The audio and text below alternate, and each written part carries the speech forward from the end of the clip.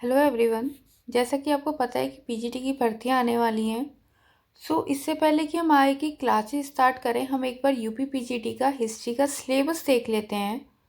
इसमें सबसे पहले है प्राचीन भारत, जिसके टॉपिक हैं पुरा ऐतिहासिक संस्कृतियाँ, पूर्व पाषाण युग, मध्य पाषाण युग, नव पाषाण युग और इसकी प्रमुख विशेषताएं। फिर आता है आपका सिंधु घाटी सभ्यता, जिसमें नगर नियोजन, धार्मिक जीवन, सामाजिक जीवन, वैदिक काल, पूर्व वैदिक काल, उत्तर वैदिक काल, इस सब की सामाजिक, धार्मिक, आर्थिक, राजनीतिक दशाएं। इसके बाद आपका आता है धार्मिक आंदोलन, जिसमें कि जैन धर्म, बौद्ध धर्म, भागवत धर्म, शैव धर्म, हिंदू धर्म के पुनर्गठन में शंकराचार्य का योगदान।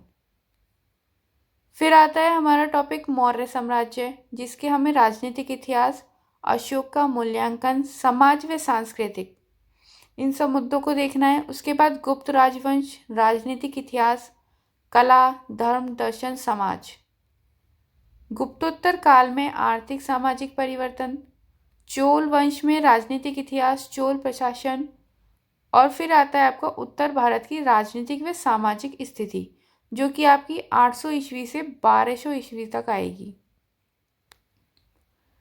फिर आ जाता है मध्यकाल, जिसमें आपको तुर्क आक्रमण, महमूद गजनवी, मोहम्मद गौरी, दिल्ली सल्तनत की स्थापना, कुतुबुद्दीन ऐबक की उपलब्धियों का मूल्यांकन, इल्तुतमिश का सल्तनत शासकों में स्थान, रजिया सुल्तान का मध्यकालीन भारतीय इतिहास में महत्व, बलबन की प्रारंभिक कठिनाइयाँ, बलबन का राजस्व सिद्धांत, खिलजी क्रांति, उसका महत्व, अलाउद्दीन खिलजी का साम्राज्य विस्तार, बाजार मूल्य नियंत्रण नीति, भू राजस्व सुधार, दक्षिण नीति, तुगलक वंश, जिसमें कि गयासुद्दीन तुगलक, जीवन चरित्र, उपलब्धियां।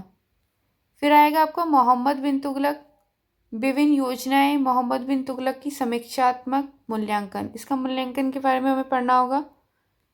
फिर आता है फिरोज शाह तुगलक, तैमूर आक्रमण, उसका प्रभाव, बहमनी राजवंश, विजयनगर साम्राज्य, सैयद व लोधी वंश, मुगल वंश, जिसमें बाबर, हुमायूं, अकबर, जहांगीर, शाहजहां, औरंगजेब, इनकी राजनीतिक, सामाजिक, आर्थिक, सांस्कृतिक दशाएं, मुगल साम्राज्य का पतन का कारण, फिर मराठा अभ्युदय, छत्रपति शिवाजी का जीवन चरित्र और उनकी उपलब्धियां।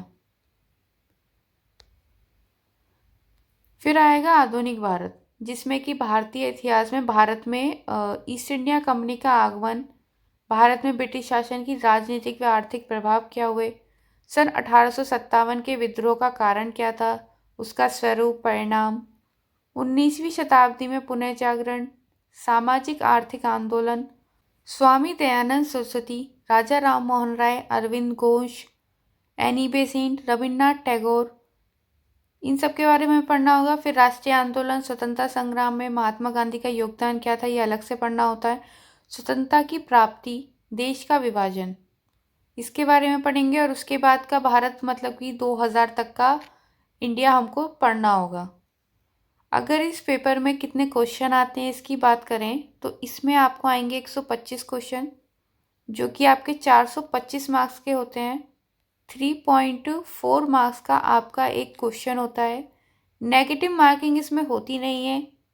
बीएड आपको चाहिए नहीं, कंपलसरी नहीं होता है। अगर आपके पास बीएड है तो आपको इंटरव्यू में बेनिफिट मिल जाएगा, लेकिन ऐसा नहीं है कि आपको पीजीटी में फॉर्म भरने के लिए बीएड चाहिए। और कोई डाउट हो तो आप मुझे कमेंट सेक्शन में कमेंट कर सकते हैं। एंड अगर आपको ये पीडीएफ चाहिए सिलेबस का, देन आपको वीडियो के डिस्क्रिप्शन में टेलीग्राम ग्रुप का लिंक मिल जाएगा, वहाँ जाके ज्वाइन कर लीजिए। आपको वहाँ पे सभी पीडीएफ, आगे आने वाले सभी वीडियोस के पीडीएफ और नोट्स के पीडीएफ वहाँ पे अवेलेबल होंगे, प्लस क्लासेस की अपडेट भी वहीं मिलेंगी। सो आप एक वहाँ ज्वाइन कर सकते हैं। अगर आपको वीडियो अच्छी लगी तो आप वीडियो को लाइक एंड शेयर कर सकते हैं, और आगे की अपडेट के लिए आप चैनल को सब्सक्राइब कर सकते हैं।